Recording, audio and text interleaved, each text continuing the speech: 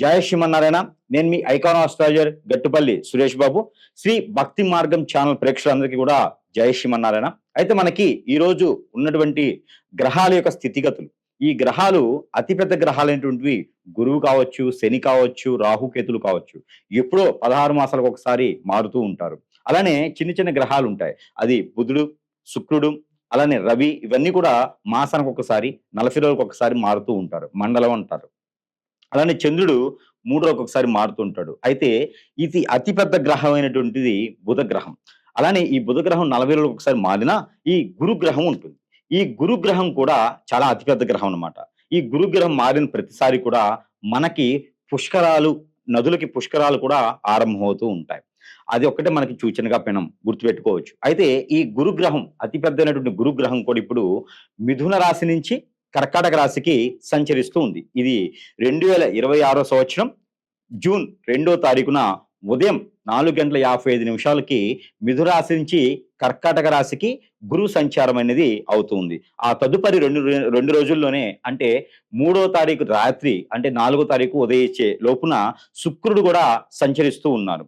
అదే 14వ తారీఖు మరలా జూన్ 14వ తారీఖు రవి కూడా సంచారం జరుగుతూ ఉంటుంది. అంటే ఏకదాటిగా ఈ మూడు ఈ మూడు గ్రహాలు కూడా మనకి ఈ జూన్ మాసంలో మారడం అనేది అతిపెద్ద సంక్షోభం అన్నమాట.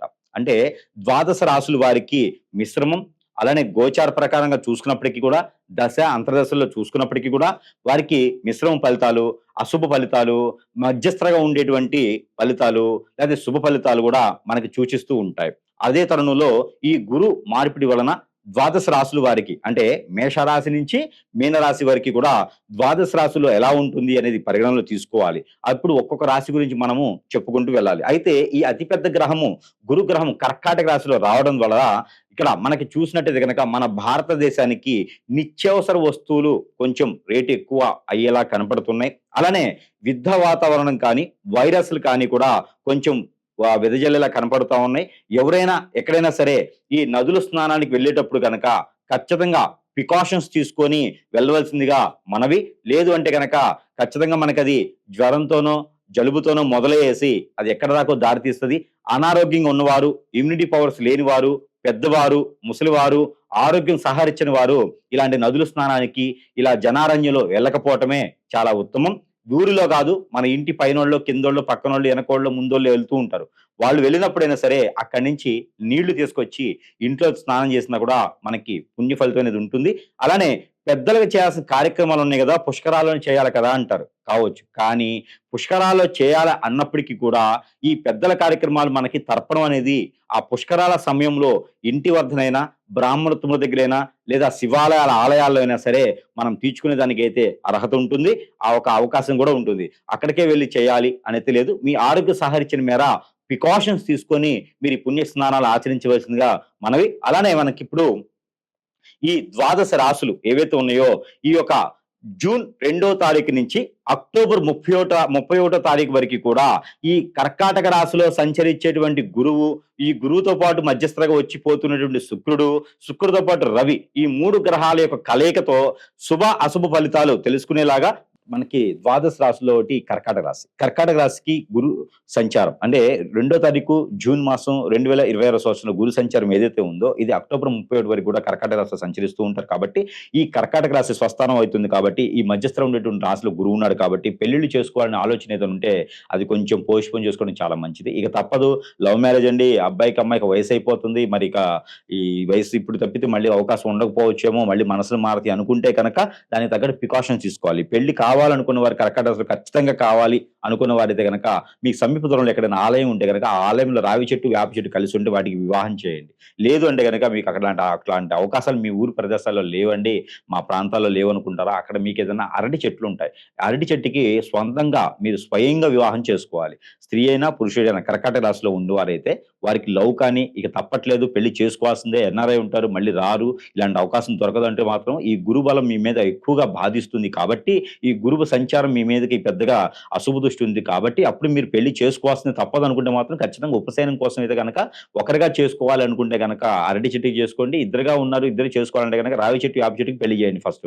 ఆ తర్వాతనే మీరు పెళ్లి చేసుకునే దానికి చేసుకుంటే అప్పుడు గురు బలం అనేది మీ మీద అశుభ దృష్టితో కాకుండా శుభ దృష్టితో ఉంటుంది. అలానే శుక్రుడు కూడా మీ మీద ఉన్నాడు కాబట్టి గురువుతో పాటు శుక్రుడు ఉన్నాడు. ఇలాంటి అదృష్టం 16 సంవత్సరాలకు ఒకసారి మాత్రమే వస్తుంది కాబట్టి కర్కాటక రాశి శుక్రుడితో పాటు గురువు ఈ అదృష్టాన్ని సద్వినియోగం చేసుకుంటూ కొత్తగా ఏదైనా వ్యాపారం చేయాలనుకుంటే కూడా మర్చెంట్ షాప్స్, సూపర్ మార్కెట్స్, అలానే మీకు కిరాణా షాప్స్, అలా పూజ సామాగ్రి స్టోర్స్, బట్టల shops, gold 1 gram gold, fancy stores, అలానే మెచ్యూరి అంటే మనకి బట్టల షాప్స్ ఉంటాయి కదండి. ఈ బట్టల షాప్ మ్యాచింగ్ సెంటర్స్, బోటిక్ రంగాల వారికి, ఫ్యాషన్ డిజైనర్ వారికి చాలా అద్భుతంగా ఉంటుంది కర్కాటక రాశి వారికి.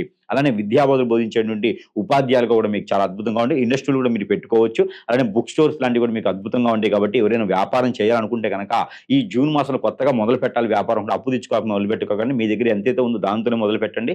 జూన్ 27వ తారీఖు తర్వాత మీ వ్యాపారం మొదలు పెట్టేది చాలా అద్భుతంగా ఉంటుంది. పార్ట్నర్షిప్ వ్యాపారం మీకు జీవితంలో పనికిరావు.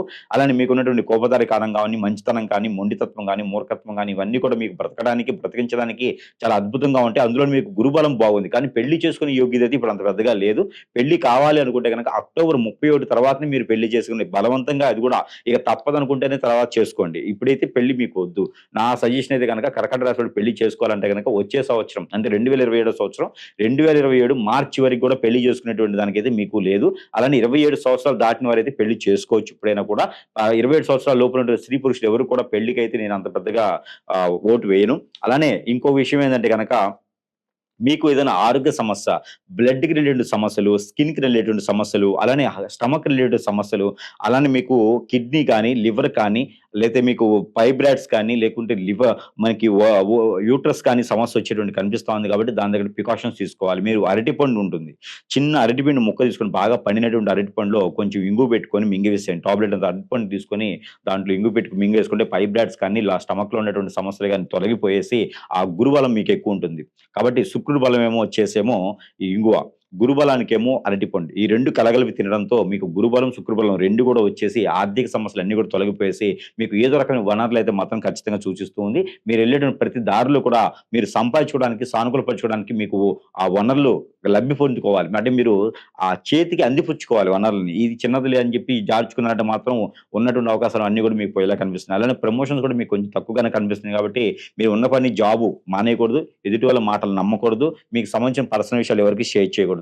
జాగ్రత్తగా ఉండాలి. ఇంక జాతక సంబంధించి కాకుండా నాకు ఇంకా ఏదో సమస్య ఉందండి, నాకు అర్థం కావట్లేదు, భార్యాభర్తలు దూరమైనారు, నాకు ఒంటరైపోయినాను, వేరే నెగెటివ్ థాట్స్ వచ్చేస్తున్నాయి, ఆర్థికపరమైన ఇబ్బందులు ఉన్నాయి, ఒకప్పుడు చాలా బాగా బతికేవాడిని, జమీందారీ ఫ్యామిలీలో ఉన్నాను, కానీ ఈ రోజు నాకు రోడ్డు మీద పడిపోయానండి, మరి గురుబలమా శని బలమా నాకు అర్థం కావట్లేదు అంటే గ్రహాల యొక్క స్థితిగతులు ఎటున్నప్పటికీ కూడా, గ్రహాల యొక్క మీ మీద చెడు దృష్టి ఉన్నప్పటికీ కూడా వాటికి ఏదైనా దాన ధర్మ వేగన యజ్ఞాలు చేసినా లేకపోతే తపస్సు చేసినా జపం చేసినా కూడా ఆ ఒక గ్రహాల యొక్క స్థితిగతులు మారుతూ ఉంటాయి. మనిషిని ఇబ్బంది పెట్టవు ఎప్పుడు కూడా. కానీ ఇబ్బంది పెట్టే గ్రహం ఒకటి ఉంటుంది. అది ఏంటంటే మానవ గ్రహం.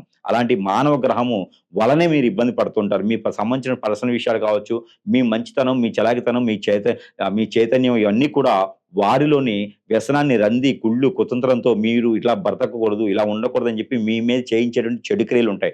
అవేంటంటే అష్టదిబ్బలను పాలు చేస్తూ ఉంటారు. అష్టదిబ్బందన, చేతబడి, హిప్నాటిజం, బ్లాక్ మ్యాజిక్ లాంటివి చేయించడం ద్వారా మీరు అనుకున్నటువంటి స్థాయిలో ముందుకు వెళ్లరు. జాతక ప్రకారంగా ఏమో మీరు కలెక్టర్ అవ్వాలంటుంది. ఇలా చూస్తేనేమో బిల్ కలెక్టర్ అయి ఉంటారు. మీరు ఏ రోజుకి ఆ రోజు వెతుకుతూ ఉంటారు. అది ఏమిటంటే కనుక జాతకాలు అన్నీ రావు, జాతకాలు అన్నీ ఉండవు. గోచారం అనేది వేరు. గోచారంలో ఏదైనా సమస్య ఉందంటే పరిహారం ఉంటుంది. కానీ మానవ గ్రహం చేయించేటువంటి పరిహారాలు ఉండవు. ఎక్కడైతే చేయించారో ఆ చెడు ద్వారానే మనం వాళ్ళని చేయాల్సి వస్తుంది. అప్పుడే మీకు ఈ అష్టదిబ్బం నుంచి బయటపడతా ఉంటారు. అందుకే చాలా మంది కూడా జాతక ప్రకారంగా కాకుండా ఎదుగుతూ ఉంటారు. జాతక ప్రకారంగా కాకుండా అడుగంటూ ఉంటారు. కాబట్టి ఎక్కడైనా సమీప దూరంలో గురువు గారు ఉంటే ప్రతి 3-4 మాసాలకు ఒకసారి మంచి గురువు అయి ఉంటే అక్కడ సంప్రదిస్తే గనక మీకున్నటువంటి సమస్యకి పరిష్కార మార్గం చూపించే విధంగా ఉంటుంది. అలానే ప్రతి ఒక్క చిన్న విషయం మనకు వచ్చింది, మన సమస్య ఉంది అంటే గ్రహాల స్థితిగతుల వలన కాదు. అది గుర్తుపెట్టుకొని ప్రతి ఒక్కరు కూడా అమ్మాయిలు దూరమవుతున్నారు, అబ్బాయిలు దూరమవుతున్నారు, ప్రేమించిన వాళ్ళు దూరమవుతున్నారు, భార్య భర్తలు దూరమవుతున్నారు అంటే ఖచ్చితంగా మన మధ్యన ఎవరో మూడో వ్యక్తి వచ్చున్నారు అని అర్థం చేసుకోవాలి. ఇకపోతే ఏ రంగంలో ఉన్నటువంటి కర్కాటక రాశి వారైనా ముందంజలో ఉండాలి, అనుకున్న పనులు ముందుకు వెళ్ళాలి అనుకుంటే కనుక చిన్నపాటి పరిహారాలు కూడా చేసుకోవాలి. ఎక్కడైనా సరే మీకు గోశాల గాని, ఆవులు ప్రదేశాల గాని ఉంటే గనక అక్కడ గరిక బెల్లము తినిపించండి, లేదా గోధుమ పిండి బెల్లం తినిపించండి, లేదంటే దోసకాయలు, బీరకాయలు, తోటకూర, పాలకూర లాంటివి కూడా ఆవులకు తినిపిస్తే చాలా మంచిది. గురుబలం మీకు ఎక్కువగా ఉంటుంది. అలానే మీకు పులిహోర నిమ్మకాయ కాదు, చింతపండు పులిహోర ఏదైనా శనివారం రోజున చేసుకొని ఎక్కడైనా రామాలయంలో కానీ, విష్ణాలయంలో కానీ, లేకుంటే గనక ఎక్కడైనా మీకు దగ్గరలో సమీపంలో గనక ఆంజనేయ స్వామి ఆలయం ఉన్నా, లేకుంటే గనక వెంకటేశ్వర స్వామి ఆలయం ఉన్నా కూడా అక్కడ శనివారం లేదా గురువారం రోజున ఈ పులిహోర నైవేద్యం అనేది సమర్పించండి. మీకు అన్ని రకాల సానుకూల పడేటువంటి వాతావరణం అనేది లభ్యపడుతూ ఉంది. ప్రతి నిత్యం కూడా మీకు కుదిరితే కనీసం పాక్షానికి ఒక్కసారైనా సరే మీరు ఏమి చేయాలంటే గనక ఒక కొబ్బరికాయ తీసుకోండి. మంచి కొబ్బరికాయ తీసుకొని దాన్ని తల చుట్టూతా 7 టైమ్స్, తల దగ్గర నుంచి కిందకి 7 టైమ్స్ దిష్టి తీసేసి పగలగొట్టకుండా ఎక్కడైనా దూరంగా రోడ్డుకి ఇరువైపులు పెట్టేసేయండి. దాని వలన మీకు నరదిష్టి, నరఘోష, శత్రుభయం, శత్రుపీడ అన్ని కూడా కొంతమేర మీకు ఉపశమనత లభ్యపడుతోంది. ఇంకేదైనా వస్తువులు కావాలి, ఇంకేదైనా మంత్రించేటువంటి వస్తువులు కావాలి, ఇంకా ఏదైనా సంప్రదించాలి, ఏదైనా నెగిటివ్ చెడు ఉంది అంటే గనక ఖచ్చితంగా స్క్రీన్ మీద కనిపించే నెంబర్‌కి సంప్రదించగలిగితే గనక మీకు ఎలాంటి గ్రహస్థితులు ఉన్నా, మీకు ఎలాంటి చెడు దృష్టి ఉన్నా కూడా అవన్నీ వైతొలగేలాగా ప్రయత్నం అయితే మాత్రం ఖచ్చితంగా మనం చేద్దాం. జై శ్రీమన్నారాయణ.